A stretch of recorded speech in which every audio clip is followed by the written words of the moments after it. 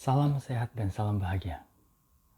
Kali ini kita akan membicarakan satu topik tentang keluarga, yaitu keadilan dalam keluarga.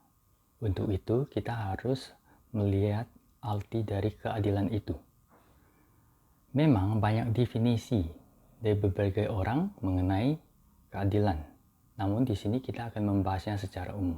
Keadilan secara umum artinya tidak memihak, tidak berat sebelah atau netral. Tapi jika kita telah lebih jauh, keadilan artinya memihak pada kebenaran. Artinya kita harus aktif untuk membela yang benar. Nah, setelah kita tahu arti keadilan, kita akan lanjut dengan sebuah pertanyaan, apakah kita bisa memberikan sesuatu yang kita tidak punya? Misalnya, seseorang meminta segelas air dan saya tidak punya air. Apakah saya bisa memberikannya? Tentu tidak. Nah, seperti itu juga keadilan. Jika kita belum bisa merasakan keadilan dalam keluarga kita, sangat sulit untuk bagi kita memberikan keadilan kepada keluarga kita. Kabar baiknya bahwa keadilan itu bersifat personal. Artinya, ini ada sesuatu yang kita rasakan. Mungkin orang lain melihat bahwa kita diperlakukan tidak adil di dalam keluarga kita. Tapi, bisa jadi kita merasa adil. Artinya, keadilan itu bersifat personal. Nah, untuk mencapai keadilan atau merasakan keadilan itu adalah suatu sikap, kemampuan kita bersyukur atas apa yang kita punya. Nah, untuk itu, ketika kita sudah bersyukur dan merasakan keadilan dalam keluarga, saatnya kita harus memberikan keadilan kepada keluarga kita. Di dalam hal ini, kemampuan bersyukur atas yang kita punya bukan berarti kita tidak melakukan apa-apa atau pasrah untuk sesuatu yang ingin kita ubah. Misalnya, kita mempunyai pasangan yang sifatnya kita tidak suka. Tentu kita harus mencoba merubahnya dengan mengkomunikasikan kenapa sifat itu tidak baik. Kenapa sifat itu membuat kita merasa diperlakukan tidak adil. Misalnya, pasangan kita sangat lelet, suka menunda-nunda waktu. Itu kita harus bicarakan, jangan kita simpan.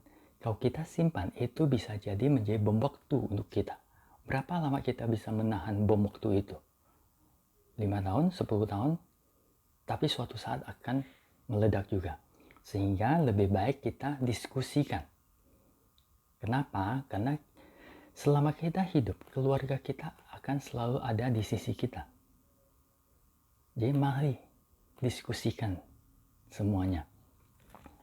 Setelah itu kita akan berangkat untuk ke keadilan dalam keluarga. Untuk memberikan keadilan dalam keluarga, biasanya saya suka definisikan dengan singkatan dalam jabatan kita. Ada berbagai cara supaya kita bisa memberikan keadilan dalam keluarga. Namun di sini saya akan memberikan salah satu cara, yaitu dengan mendefinisikan tugas dan kewajiban dari jabatan kita. Contohnya, di dalam keluarga, saya menjadi seorang suami, yaitu husband. Saya akan menyingkat kewajiban dari tugas seorang suami dengan singkatan husband, yaitu DH, helpful. Seorang suami harus menjadi penolong bagi istrinya. Dan U, unpredictable. Seorang suami harus juga tidak bisa diprediksikan untuk memberikan hal-hal yang baik. Banyak sekali istri menjadi bosan terhadap suaminya, walaupun suaminya baik, karena suaminya bisa diprediksi. Istrinya sudah tahu apa yang ingin suaminya lakukan, sehingga istrinya menjadi bosan. Setelah itu ada sacrifice. Jadi kita harus juga berani berkorban untuk istri. Dan selanjutnya ada B, boyfriend. Di sini artinya saat menjadi suami, kita tetap menjadi kekasih untuk pasangan kita. Terkadang saat menjadi kekasih, kita sangat perhatian, sangat baik. Tapi setelah jadi suami, kita berubah. Jadi di sini kita diingatkan kembali untuk tetap menjadi boyfriend. Terus admirable. Admirable artinya menjadi seorang suami yang dikagumi oleh istrinya, bukan yang ditakuti. Setelah itu navigate. Navigate itu adalah seorang suami harus mengarahkan dalam berumah tangga. Diskusi bisa terjadi tapi pengambilan keputusan terakhir oleh suami. Namun didiskusikan dulu. Habis itu delightful. Delightful itu artinya selalu memberikan keceriaan dan kebahagiaan. Selain sebagai suami, saya juga seorang papa, father. Funny. Saya harus menjadi seorang yang lucu bagi anak-anak saya. Terus ada adorable, artinya menjadi ayah yang menarik, yang selalu dirindukan oleh anak-anaknya. Ada thoughtful, bisa memberikan solusi, saran, pemikiran, dan lain-lain untuk anak-anaknya. Ada helpful, mampu untuk membantu saat dibutuhkan. Encouraging, penuh dengan motivasi dan senantiasa memberikan dorongan untuk anak-anak. Reliable, dapat diandalkan. Bagaimana sebagai seorang perempuan? Seorang perempuan mempunyai jabatan sebagai seorang ibu, mother, yaitu maternal, bersifat keibuan, membuat anak-anaknya merasa nyaman saat di sampingnya.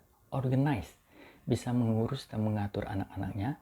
Teacher, menjadi seorang guru, sehingga dasar pendidikan ada di keluarga dan tidak melemparkan tanggung jawab pendidikan ke sekolah ataupun tempat lain.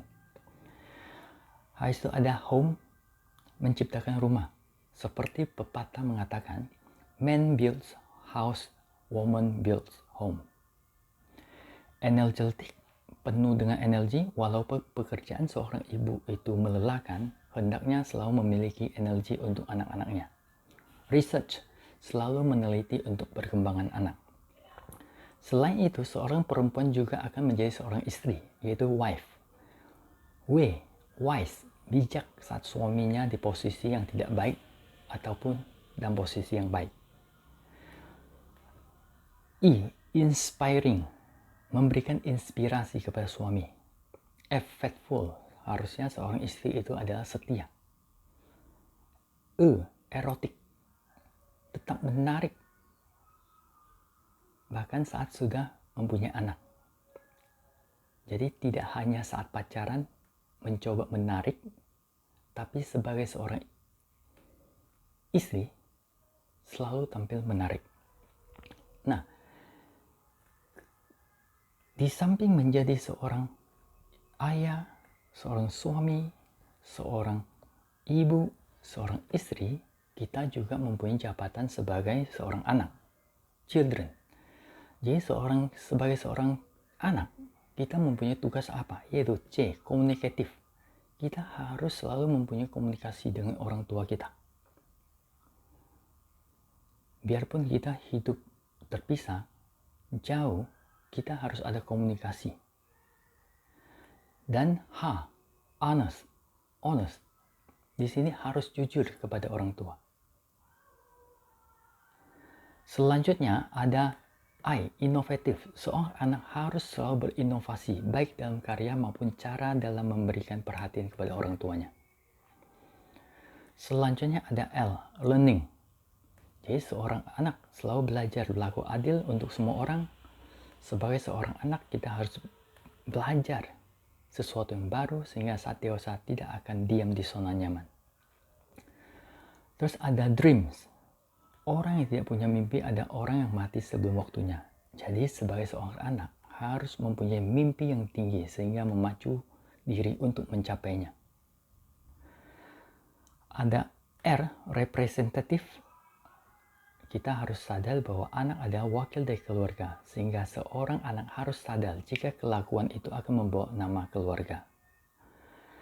Setelah itu ada empowerment, selalu mengembangkan diri untuk menjadi lebih baik.